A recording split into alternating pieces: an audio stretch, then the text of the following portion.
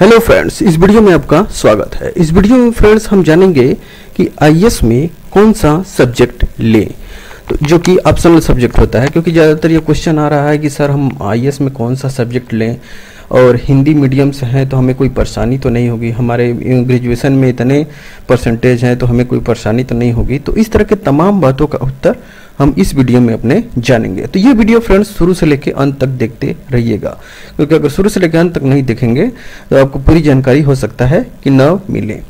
तो पूरा वीडियो जरूर देखें। उससे पहले फ्रेंड्स इस चैनल को सब्सक्राइब कर लीजिएगा, नीचे का रेड बटन दबाकर, साथ ही साथ बेल आइकन को जरूर दबा दीजिएगा। और आईएएस से रिलेटेड कोई भी वीडियो देखने के लिए आप यूट्यूब पर जाएं और सर्च करें IAS by Sanjay Singh India Education TV.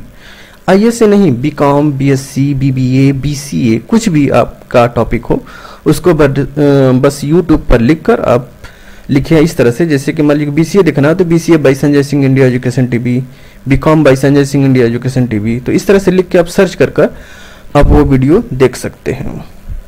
तो फ्रेंड्स हम बात कर रहे थे कि आईएएस के बाद I mean to tell you IAS में हमें कौन सा सब्जेक्ट चुनना चाहिए एज ए ऑप्शनल। तो देखिए फ्रेंड्स, कितने लोग कहते हैं कि हमने बीए किया है तो क्या इतिहास से करना सही होगा। अब देखिए फ्रेंड्स, क्या सही होगा क्या गलत होगा इसका डिसीजन आप लेंगे। होता है यूँ कि ये पर्सन टू पर्सन डिपेंड करता है कि आप कौन सा सब्जेक्ट लेते हैं और उसमें क्या आपका कंफर्टेबिलिटी लेवल है।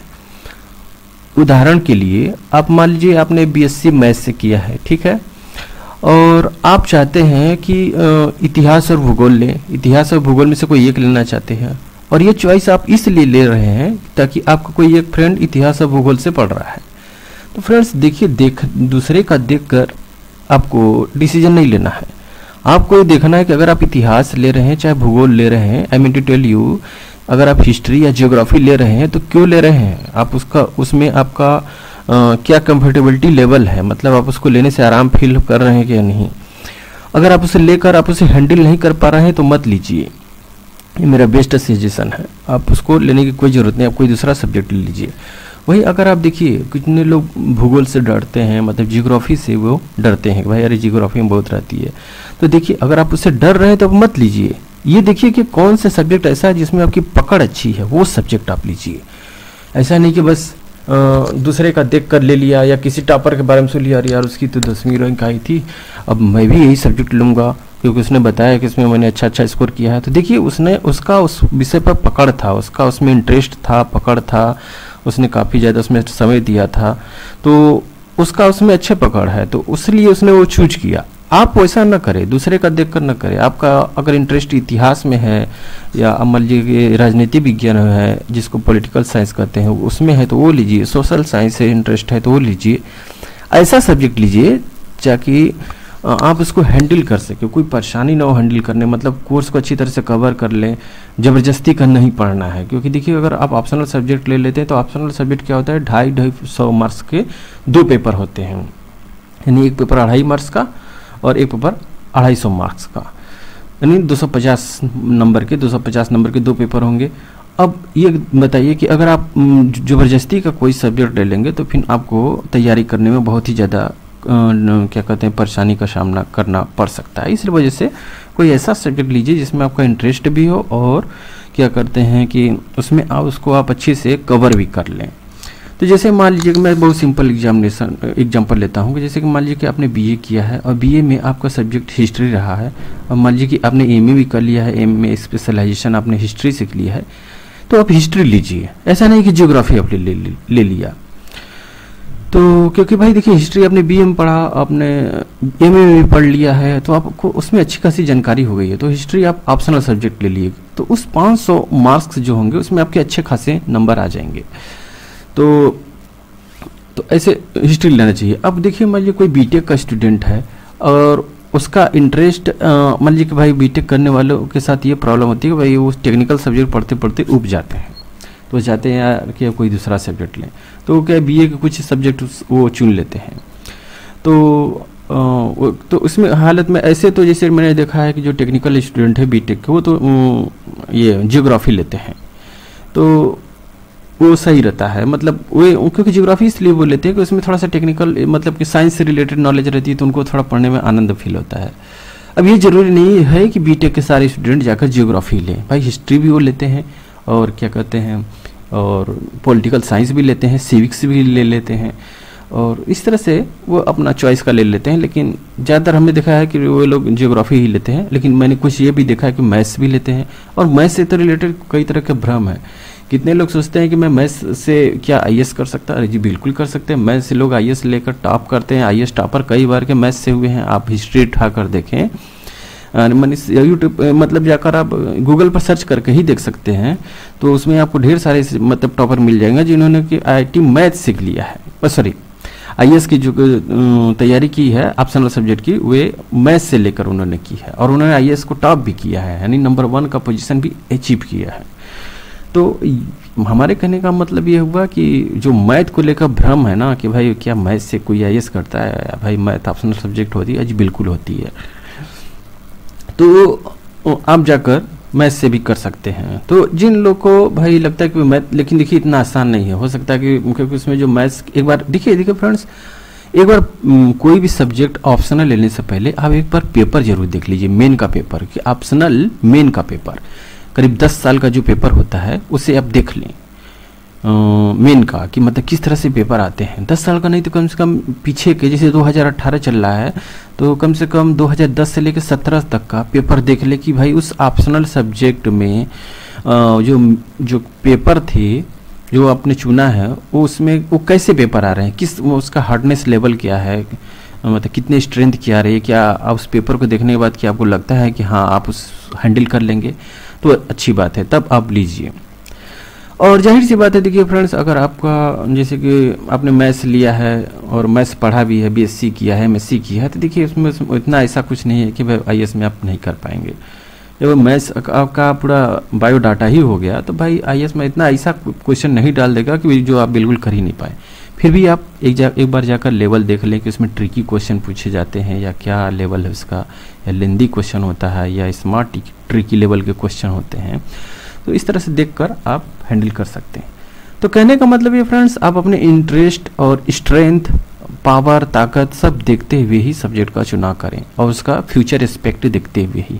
कितनी बार तो ये लोग मैंने देखा है कि लोग जोश में आकर एडमिशन ले लेते हैं, सॉरी ऑप्शनल सब्जेक्ट चुन लेते हैं और फिर क्या होता है कि वो कहते हैं यार तो अब तो मैं हैंडल ही नहीं कर पा रहा हूँ। तो एक इस तरह के लोग होते हैं जैसे कि नाव को बीच रास्ते में छोड़कर चले आते हैं। तो कहने का मतलब है ऐसी गलती न करें, क्योंकि होता है भाई सोच समझ कर सब्जेक्ट का चुना करें। कि देखिए आपका टाइम और एनर्जी सब लॉस होता है ना, कि टाइम और एनर्जी जो होती है, मैंने अपने वीडियो में बना कर बताया है बहुत सारे वीडियोज़ में कि टाइम और एनर्जी जो होती है वो धन से कहीं ज़्यादा इम्पॉर्टेंट और बड़ी होती है, यानी पैसे से। तो इस सब को बहुत बचा कर संभाल कर अप्लाई करना है। ऐसा नहीं कि बस जैसे नहीं तैसे लगा दिया, शक्ति है तो जहे नहीं तहे लगा दिया, ऐसा कुछ नहीं करना है। शक्ति मतलब एनर्जी पावर से है, तो अपनी एनर्जी और टाइम को एक यूनिक डायरेक्शन दीजिए। पहले अपना थिंकिंग अच्छी तरह से ठंडे दिमाग से, बिल्कुल ठंडे दिमाग से सोच लीजिए कि कौन सी ऑप्शनल सब्जेक्ट लेनी है, ताकि बाद में ये अदला बदली, इधर का उधर, हेरा का फेरी, ये सब करने से बहुत सब गड़बड़ सड़बड़ हो जाता है। देखिए मोटी भाषा में बता रहे हैं। तो कहने का मतलब ये हुआ कि बहुत ही आप समझ कर ऑप्शनल सब्जेक्ट का चुनें। अब कितने लोग कहते हैं, ऐसे भी प्रश्न आ रहे हैं कि क्या सर मैं वीडियोस मैंने जो बना कर रखे हैं आईएएस से रिलेटेड, मैंने 4-5 वीडियोस बनाए हैं। उसमें ये बताया था कि बीए आईएएस के लिए बीए करना किस तरह सही है, और दूसरे वाले वीडियोस मैंने बनाए थे कि भाई अगर आप आईएएस कर रहे हैं तो आप बीए करने के बजाय आप बीटेक, बीबीए, बीसीए इस तरह से चुने, तो वो क्यों चुने उसका भी मैंने कारण उसमें बताया है। और ऐसे ही 2 और वीडियोस बनाए हैं, और एक वीडियो में मैंने तो आईएएस का बिल्कुल सिलेबस ही बनाकर डाल दिया है कि भाई 1 से लेकर जो 7वीं तक का पेपर होता है मेन का, वो कौन कौन से सब्जेक्ट होते हैं, क्या होते हैं, पहले पेपर में किस तरह से ऐसे पूछा जाता है, कितने मार्क्स का होता है, फिर दूसरा, तीसरा, चौथा जो और 5वां पेपर जनरल स्टडी का होता है वो कैसे होता है, क्या उसमें पूछे जाते हैं टॉपिक्स, वो सब हमने बताया है। 6ठे 7वें पेपर में ऑप्शनल सब्जेक्ट होते हैं 250 मार्क्स से, वो सब बताया है। कुल कितने नंबर का पेपर होता है वगैरह वगैरह, मैंने सारे डिटेल दिए हैं। और ये वीडियो तो मैंने हाल ही में 3-4 दिन हुआ उसको मैंने अभी डाला है, तो उससे जाकर आप देख सकते हैं। उसको भी बस देखने के लिए IAS by Sanjay Singh India Education TV लिख देंगे, वो भी चॉइस में चला आएगा, आप देख सकते हैं। तो फ्रेंड्स ये कहने का मतलब ये था कि मैं तो बिल्कुल यही कह रहा हूँ कि भाई अगर आप कितने लोग कहते हैं हिंदी से हम कर सकते हैं, नहीं कर सकते हैं कि नहीं आईएएस? अजी बिल्कुल आप कर सकते हैं। हिंदी भी आपका ऑप्शनल सब्जेक्ट में आता है। अगर आपको लगता है कि भाई कौन कौन से जो सब्जेक्ट होते हैं जिन्हें हम चुन सकते हैं, तो आप गूगल पर जाकर सर्च मार दीजिए सिंपली कि list of the optional subject. Google पर जाएं और सर्च मार दें list of the optional subject, तो सारे लिस्ट चले आएंगे जो ऑप्शनल सब्जेक्ट के होते हैं, मतलब जो जो आप चुनना चाहते हैं। तो कहने का मतलब ये हुआ है फ्रेंड्स, इस तरह से आप सब्जेक्ट चुनकर आप तैयारी कर सकते हैं आईएएस की। इसमें बहुत ही ज़्यादा कुछ नहीं है। आप हिंदी, गणित, science, physics, chemistry, math, biology, social science, generally जो मोटी मोटी चीज़ें होती है वो मैं बताता हूँ, पॉलिटिकल साइंस, जियोग्राफी, हिस्ट्री वगैरह, ये सब बहुत ढेर सारे हैं। आप मैंने बताया ना, गूगल पर जाकर आप सर्च मार देंगे वो सारी चीज़ें चली आएंगी, आप देखकर तसल्ली कर सकते हैं। भाई कितने लोगों को डाउट होता है ना कि भाई यार ये पता नहीं ऐसा होता भी है कि नहीं, तो इस तरह से आप देख सकते हैं। दूसरी बात है, अगर आपको लगता है तो करियर से मतलब आईएएस से रिलेटेड बुक बहुत आती है जो आपको गाइड करेगी कि उसमें बेकायदे आपको डिटेल दिया रहता है कि उसमें प्री के बारे में दिया रहता है, मेन के बारे में दिया रहता है, और आईएएस के जो तमाम तरह के जो पैटर्न रहते हैं, उसके पेपर्स रहते हैं वगैरह सब दिया रहता है। तो उस तरह के बुक्स आप मार्केट से खरीद कर देख सकते हैं। और मैं एक बात फाइनली कहना चाहता हूँ कि देखिए फ्रेंड्स, आईएएस ऑप्शनल की जो सब्जेक्ट ले रहे हैं तो आप एक बात का ध्यान रखिएगा कि इसमें आपको सब्जेक्ट वही चुने जिसमें आपकी पकड़ अच्छी हो। और देखिए फ्रेंड्स, मैं इसमें बात एक साथ और बात कहना चाहता हूँ कि देखिए एंड्रॉयड का जो उपयोग आप पढ़ाई के लिए ही करिएगा, क्योंकि देखिए फ्रेंड्स, अब पढ़ते पढ़ते दिमाग देखिए उबता है, सब जानता है ये बात कि भाई 2 घंटा 3 घंटा लगातार पढ़ते जाइए, दिन भर में 6 घंटा पढ़िए तो दिमाग उबेगा। अब उस उबाहट में दिमाग मनोरंजन खोजता है। अब अगर आप एंड्रॉयड की गलत लग पकड़ लिए हैं तो फिर आइए सब निकलने से रहा।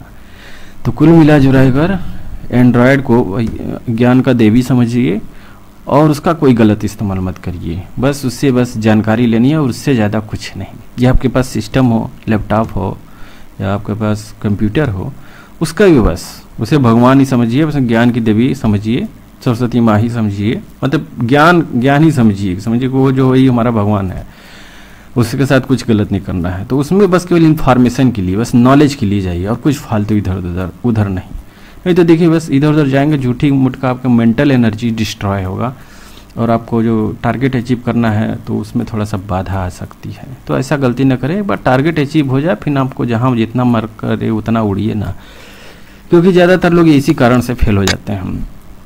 तो ये था फ्रेंड्स कि आईएएस ऑप्शनल में आप क्या क्या चुन सकते हैं। और कितने लोग कहते हैं कि 12वीं के बाद ही कहते हैं कि क्या हम आईएएस का फॉर्म भर सकते हैं, ऐसे भी प्रश्न है। तो नहीं भर सकते हैं भाई, बिल्कुल नहीं भर सकते हैं। आप ग्रेजुएशन के बाद ही भर सकते हैं। और कितने लोग कह रहे हैं कि ग्रेजुएशन के बाद क्या परसेंटेज मांगता है, अरे कुछ परसेंटेज नहीं मांगता, केवल आपको ग्रेजुएशन पास होना चाहिए बस।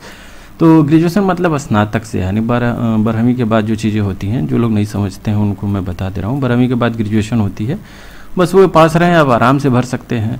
और तैयारी करने के बाद होती है फ्रेंड्स, तो इसकी कोई टाइम पीरियड ही नहीं है। आप चाहे तो 6वीं 7वीं, अगर घर में आपके प्रॉपर गाइडेंस है तो आप 6वीं 7वीं 8वीं से ही शुरू कर सकते हैं, एकदम बेसिक लेवल से। 9वीं 10वीं 11वीं 12वीं जब मन करे तब शुरू कर दीजिए। जितना जल्दी शुरू कर देंगे उतना ही फायदा है, मैं तो यही कहना चाहूँगा। तो पहले तो फ्रेंड्स आपको प्री तो निकलना ही पड़ेगा, और प्री निकलने के बाद आपको मेन देना पड़ेगा। मेन देने के बाद आपको क्या होता है, इंटरव्यू देना पड़ेगा। अभी तो हाल ही में एक क्वेश्चन एक स्टूडेंट ने पूछा था कि इंटरव्यू में सर क्या फेल होने से फेल हो जाता है आदमी। अरे भाई, इंटरव्यू में फेल होने से आप फेल कैसे होंगे? इंटरव्यू तो 275 नंबर के होते हैं। तो अब इंटरव्यू के 275 नंबर में से आपको कुछ भी 0 नंबर थोड़ी मिलेगा। इंटरव्यू बस आपका पर्सनालिटी टेस्ट है। तो वो आप ऐसा नहीं कि इंटरव्यू में फेल हो, ये कि फेल होने से आप फेल हो जाते हैं। ये एक मार्क्स है जो पूरे आपके रिटेन एग्जामिनेशन में इंक्लूड कर आपका देखा जाता है कि ओवरऑल आपका कट ऑफ क्या बना है। और प्री के मार्क्स मेन में इंक्लूड नहीं होते हैं, इतना भी जान लीजिए। तो मैं फ्रेंड्स एक बात और भी बताना चाहूँगा, मैंने अपने इंटरव्यू के बारे में अपनी अगली वीडियो में, तो अगला वीडियो जरूर आप देखिएगा इंटरव्यू से रिलेटेड। और कैसा है मैं वो बिल्कुल फुल डिटेल दूंगा, तो वो वीडियो आप जरूर देखिएगा। इसके जस्ट बाद ही मैं वो वीडियो अपलोड करूंगा, तो वो वीडियो आप देखना नहीं भूलिएगा। तो मिलते हैं अगले वीडियो में कुछ लेटेस्ट जानकारी के साथ। Till then have a nice day.